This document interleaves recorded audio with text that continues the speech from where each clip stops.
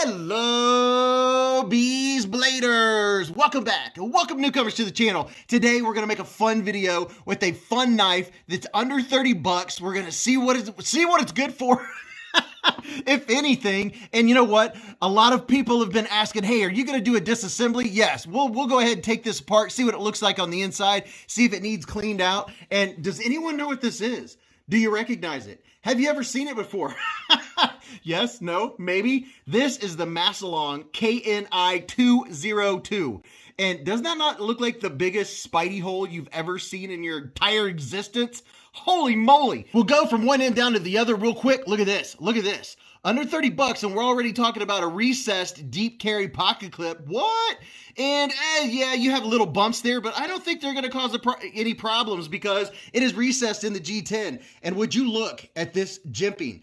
This jimping is, oh yeah, that's the stuff. We'll talk about that here in just a second. And let me give you some texture vision before I forget. It does have actually a pretty nice texture. It has G10 handles. You have T8 in the pivot, T6 is for your body screws, and you do have a little pocket pecker right there. And there is your stop pin right out there, nice out in the open where you can see it. Now, are you ready? Are you ready? Are you sitting down? Pow! Right in the kisser. Holy freaking moly. What is it?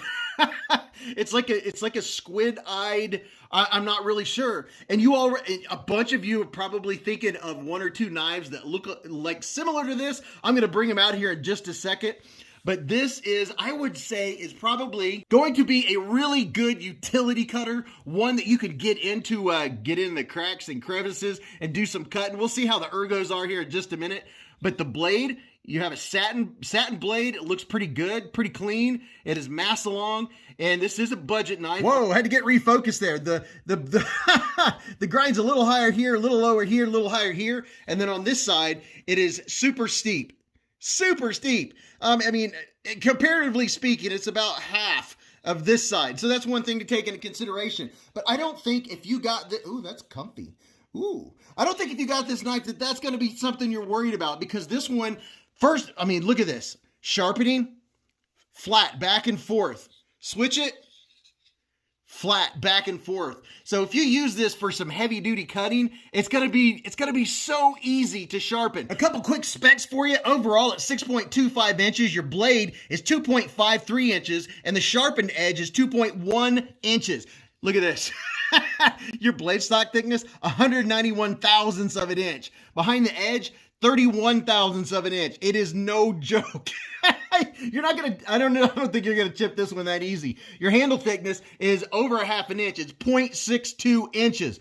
And if anyone's interested about putting your finger in here, the diameter of that hole right there at 0.86 inches. Now this is D2 blade steel, so it is not like, you know, one of the no-named steels, and it is rock solid left and right, up and down. There is no movement at all. And the lockup is right in the middle, right where you want it. And how about, are we centered? Yes, it is centered. And would you look at that tip? Just look at the tip.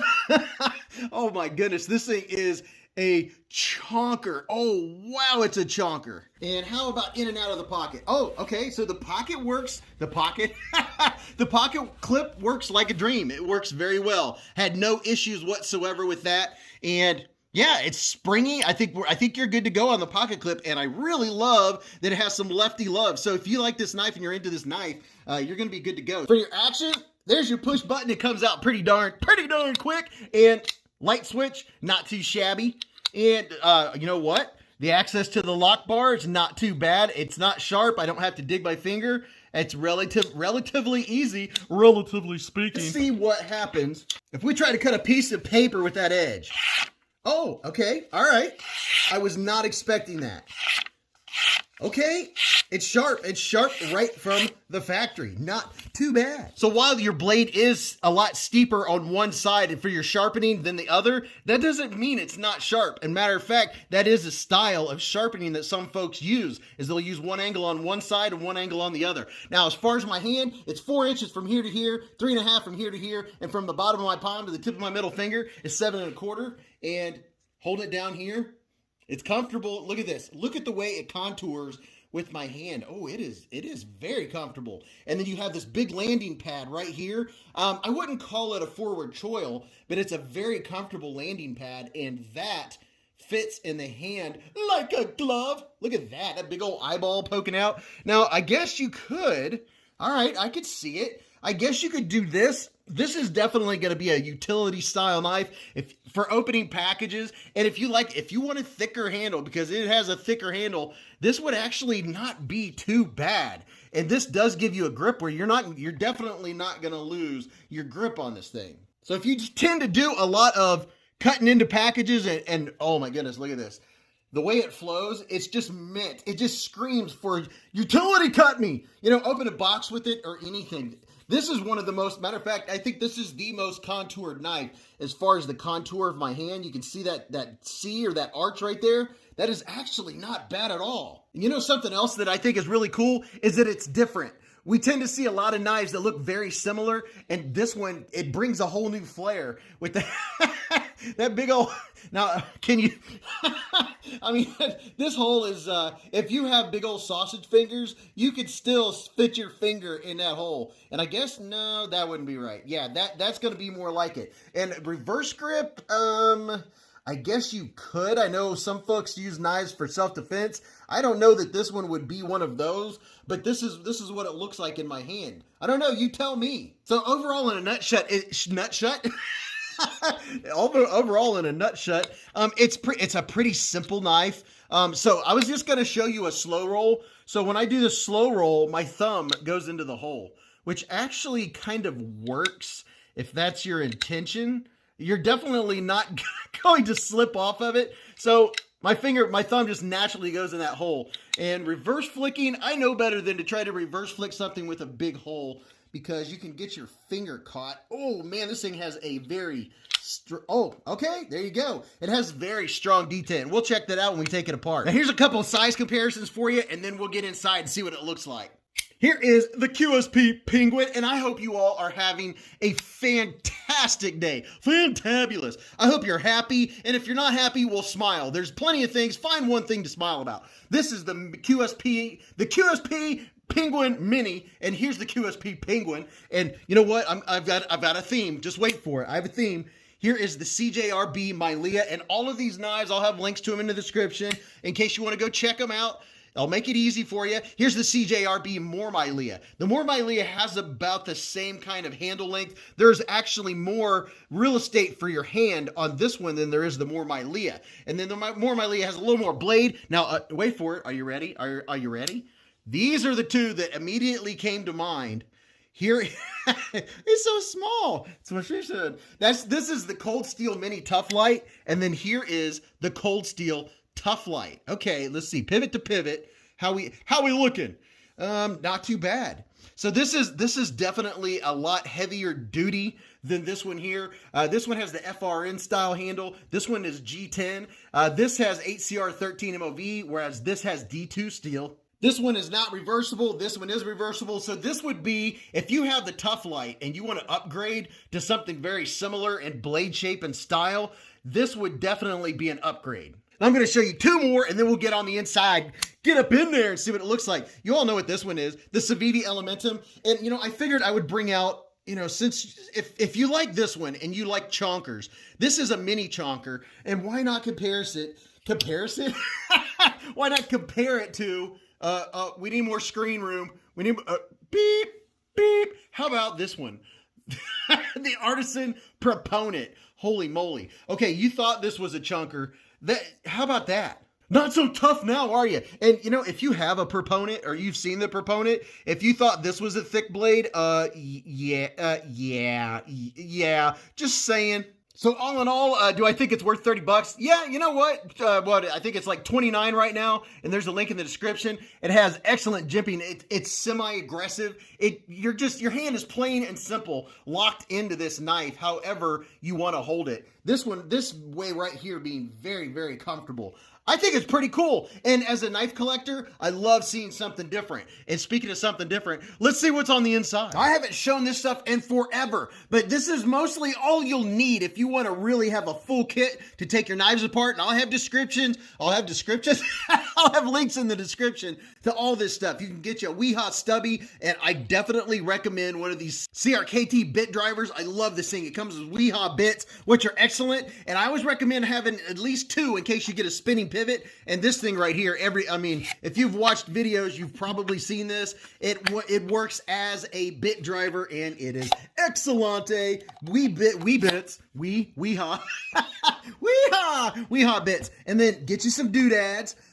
A lot of you have not been to the channel since I used to do more of these, and I know I need to do more knife disassemblies, and we'll get into it. But get you some doodads, and definitely some KPL heavy and some KPL original. This is knife pivot lube, and now let's get in this thing real quick and see what it looks like. We'll see if, you know, I'm just hoping it's not like super glued shut. With my luck, it'll be a mess. We'll find out. You know, I don't know much about this company. I've shown one other knife, and I usually start from the, what do you call that? The pocket clip side, and that's T6. But, let's see, where am I? Okay, let's see if I can talk and think and chew gum at the same time. All right, so that came out pretty nicely. And then we'll get our T6. And there are a bunch of... What do you call these? I am totally at a loss for words here. The cat just walked by and I got distracted. And if you want to see how big the cat is, definitely stop by at Beez Blades, live at the Hive. Oh, right. Every Friday night.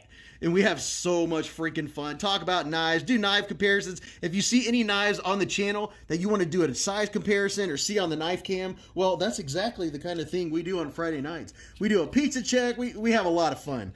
But I digress. Well, I digress all the time. I have a short attention span, which is why sometimes I lose track. And I'm going to get my fancy bit driver out, but I do recommend getting at least one of these stubbies. This one is excellent because you saw how easy I got that pivot out. Sometimes pivots are very tough, and you want to have something that you can really grip. And is this coming? Oh, there we go. There we go. And it is nice that all of these that I'm showing you that I'm using have a magnet in them. Okay, so it's popping right out. I can feel it coming loose already. I'm just kind of being careful. All right, what do we got going on here? All right, there's our screw. Here's the inside. Plenty of looby-doob going on. I'm going to pop that screw out so I don't lose it because, well, not that I've ever lost one before. And I have some 90% out rubbing alcohol on this cloth. We get some stuff out of the way so you can actually see what we're doing. So this is what it looks like. And this is how a lot of knives come. They come with a lot of, you know, I use a lot of simple words, simple terms. You know, it's lube. It's basically lube or protectant to keep it from rusting, you know, from the factory, shipping, and all that stuff. Now here's a look at what it looks like after I've wiped it off, kind of.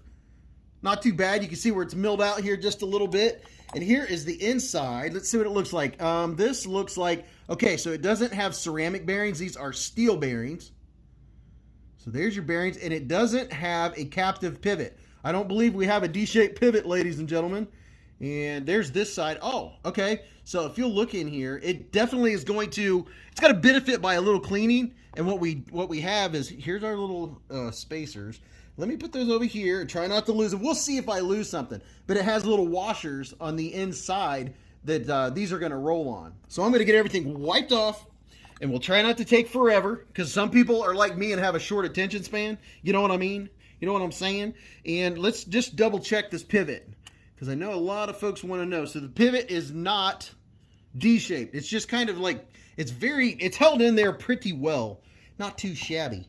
But you can see there's some schmutz in here that we're going to get out by cleaning it. And I do enjoy getting knives like this. You know, cheaper knives that if you go out and there's a lot of times if you have a nicer knife or a knife you don't want to mess up, you know, you're like, I want to cut something or I need to cut something. You're like, but I don't want to use the knife that I have in my pocket. And I know every time, well, not every time, but a lot of times I'll get hate and people will say, well, this or that. Listen, we're not, a lot of us that are watching this right now are knife collectors. Not necessarily always carrying just one knife. Matter of fact, I would hazard to say that a lot of you Beez Bladers tend to be a little more like me and carry maybe more than one or two. So I have a little bit of the KPL knife pivot lube. I'm just putting it on the inside here and around the pivot. And then we'll put this dude on here. Yeah, it was facing inward, so I'm going to put that. You can see those are facing upwards towards the blade. And I'm just going to wipe a little bit more on there. I had to adjust my camera. All right. So put a little bit on this dude. I lost track of a couple things and had to fix a little something and a little thing. But you know, no big deal. No big deal. We'll get through it. I've had worse situations. Let's put it this way. Having a little camera deal is way easier than stripping a screw in the middle of a disassembly. And you don't have time to make another video. Oh my goodness. Can you imagine? All right, so we got those dudes on there. And I just love it when I have a squirrel moment like that. Like to totally set me back. And you know, if you want to know, just ask me at the live stream and I'll tell you. We had a little glitch there, but thankfully we're all good to go. And hopefully you can see what I'm doing here. Just putting a little bit of lube around the edges, on the inside. And then I'm going to get some KPL heavy and put a drop right inside the detent ball here, if I can see it. See what I'm doing. Put a drop in there and just take a couple little drops going around there. All right, very nice. Okay, so let's get this dude back on. Man, I got to tell you, for a smaller, it's I don't know. It's kind of a smaller knife, but then again, it's not. It's really hefty. Hefty. All right, there we go. Put that dude on. Oh, I had the feeling I was going to miss some things. So I got to put this guy back in right here where it goes, and then put our stop pin. Hopefully you all can see this. I adjusted some things. That's all right. Some stuff and some things. But, yeah, and I lost my train of thought, but that's all right. You're seeing how to take this knife apart, how to clean it, and then how to put it back together, hopefully, without it being too shiny. Okay, is everything going to go back where it goes? How about our stop pins? See if I can get everything lined up here without losing pieces and parts everywhere. All right, there we go. And, you know, this might just be one of those videos where I do a random giveaway based on the comments. So, just saying, you might want to comment. And, you know, I don't really care what you comment. You might want to comment. I'm having a little trouble getting these pins lined up. And I know a lot of you already comment anyway because it helps support the video. But, just saying, this might be one of those bad boys, and I'm going to have to finagle because I cannot see what I'm doing.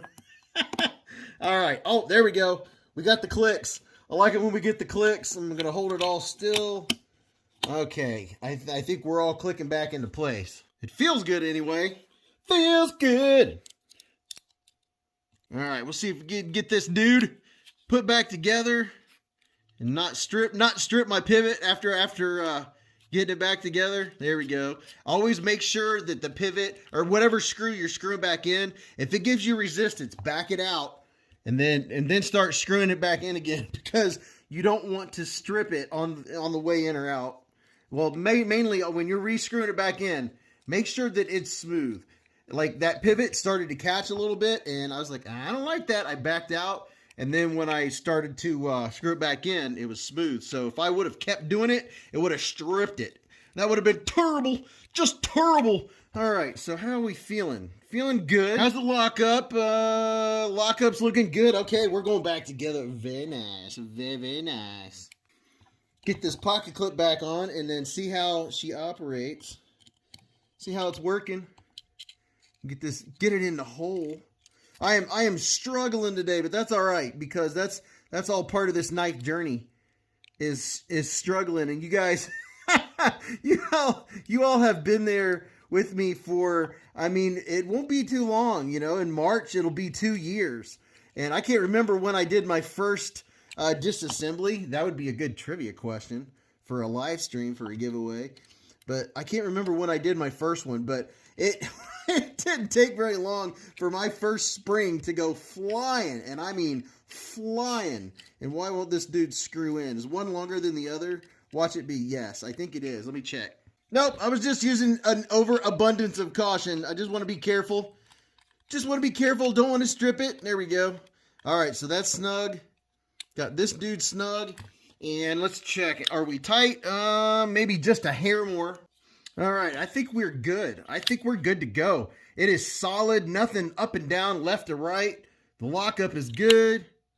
Centering is good. Let's go to the big screen. So there you have the Massillon KNI 202. What do you think about it? I like it. It's pretty hefty. This is one I am going to keep. I'm not going to sell it. This is going to be a worker knife for sure. I'm going to use this in the yard, doing yard work. This is one I don't mind tossing up on the truck or tossing over in the driveway. This is one that I look forward to getting some hard use to see what it does, see how it performs. It is rock solid, and I kind of like this feature. I think this might come in handy. Tell me what you think about it. Did you have fun? It was a little behind the street.